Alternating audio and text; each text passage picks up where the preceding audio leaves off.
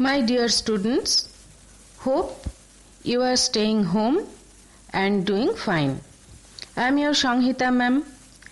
Before this, I have discussed 3 different topics and I hope all of you have listened to the respective audio lessons posted here in both Bengali and English versions. Bengali version of the third audio lesson was posted here on 5th May 2020, whereas the English version of the said lesson was posted on 11th May 2020. In your textbook, you will find discussions on various aspects of Vedic civilization. Instead of discussing all such aspects together, it will be prudent to discuss them one by one and prepare the audios accordingly. So, today I choose to discuss about the geography known in the Vedic texts. In the third audio, I told you that we get to know about the habitation of the early Vedic period from the Rig Veda, and from the literature of the later Vedic period, we get to know about the propagation of habitation and livelihood during that period. In the Vedic literature, there is mention of a large number of mountains, rivers, and mountain peaks. At the same time, names of many rivers and mountains have no reference there. From this, it is believed that people in the Vedic age could reach the places which have found some mention in the Vedic literature. It can be presumed at the same time that the Aryans of the later Vedic period could not reach those places whose mention is not there in the Vedic literature. In the Vedic literature, especially in the Rig Veda, there is adequate discussion about geography.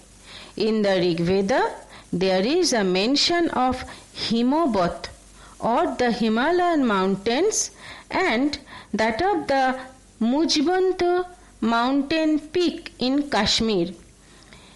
Initial habitation of the Aryans was in that area in the Saptasindhu region, and so those places found their mention in the Rig Veda. But as we don't find any reference of Vindhya range in the Rig Veda, we could presume that the Aryans in the early Vedic period could not propagate their habitation up to the foothills of the Vindhya range. This way, from the geography in the Rig Veda, we can have some idea about the extent of propagation of the early Vedic civilization. People of the early Vedic period were introduced to today's Afghanistan or northwestern frontiers of Pakistan. The place surrounded by the Indus River and its eastern tributaries was the place of habitation of the people of the early Vedic period. This place was named as Saptasindhu region. There was reference of a good number of rivers in the Rig Veda, from which it can be presumed that people of the early Vedic period had their habitats in the neighboring areas of all such rivers. In the discussions in the Rig Veda, Indus was an important river. River Saraswati, which has a reference in the Rig Veda, can't be located as on date. Perhaps the Aryans of the Rig Vedic period were not very acquainted with the Ganga and the Yamuna river regions at the reference of those two rivers were found only once in the Rig Veda, and that too towards the end of the book. But in the literature of the later Vedic period, we find adequate references of Ganga Jamuna Doab region. From this, it is believed that habitation of the Vedic Aryans was stretched gradually from Punjab to the East Haryana regions, probably due to a rise on their population. In the literature of the later Vedic period, regions of the eastern India were shown in low esteem. This breeds a conjecture that eastern frontier of the later Vedic civilization was stretched up to Mithila in the North Bihar.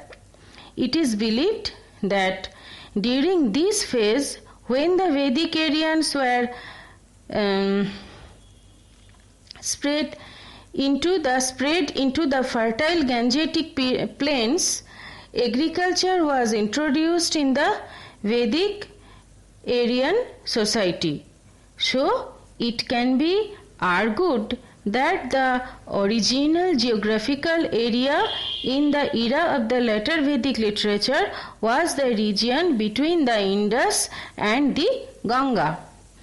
This region included the northern part of the Gangetic Valley and the Ganga Jamuna Doab region.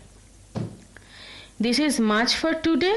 I will discuss the next topic about the topic Did you know? Epics and Vedic Age and Archaeology. Good night.